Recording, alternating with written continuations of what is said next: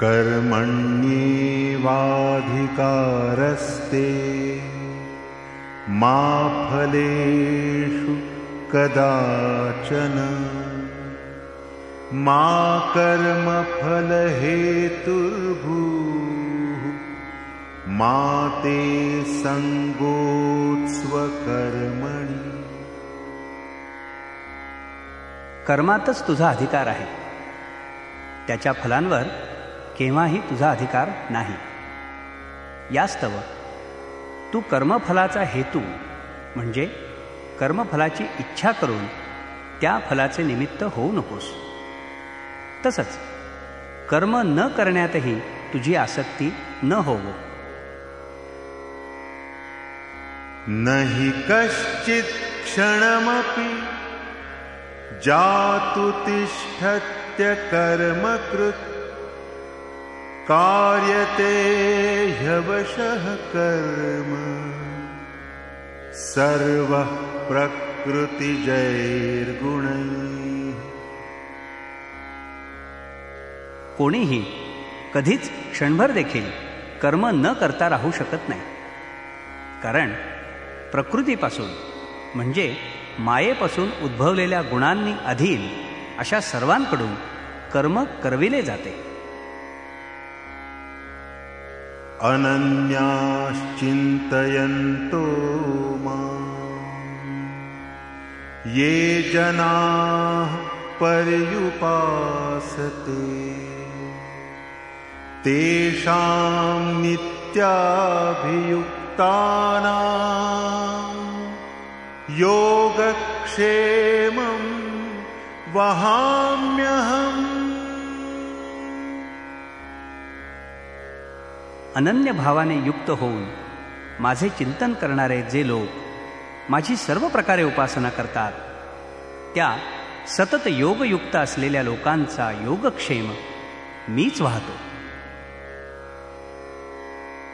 पत्रं पुष्पं फलं तोयं यो मे भक्त्या प्रयच्छति तदहं भक्त्युपहृतम्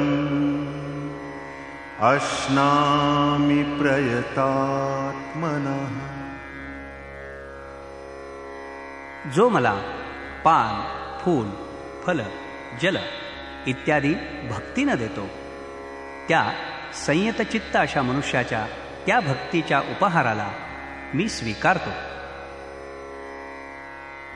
सर्वधर्मान् परित्यज्य मामेकं शरणं व्रज अहं त्वा सर्वपापेभ्यो मोक्षयिष्यामि मा शुचः.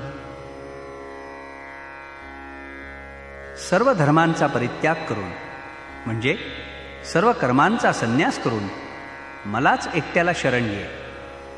मी तुला सर्व पापांपासून मुक्त करेन. तू शोक करू नकोस. यदा यदा हि धर्मस्य ग्लानिर्भवति भारत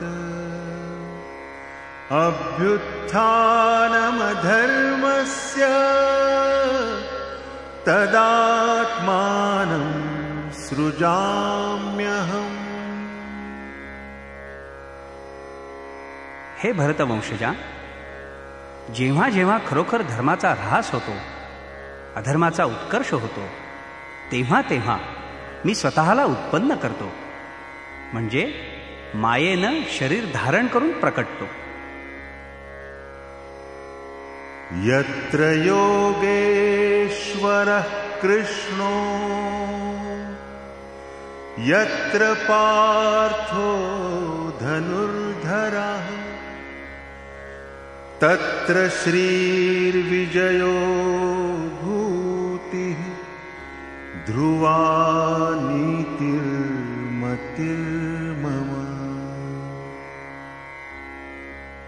जेथे योगेश्वर कृष्ण आहे व जेथे धनुर्धारी पार्थ आहे तेथेच श्री म्हणजे राजलक्ष्मी, विजय, भूती म्हणजे ऐश्वर्य आणि अचलनीती आहेत असे माझे मत आहे.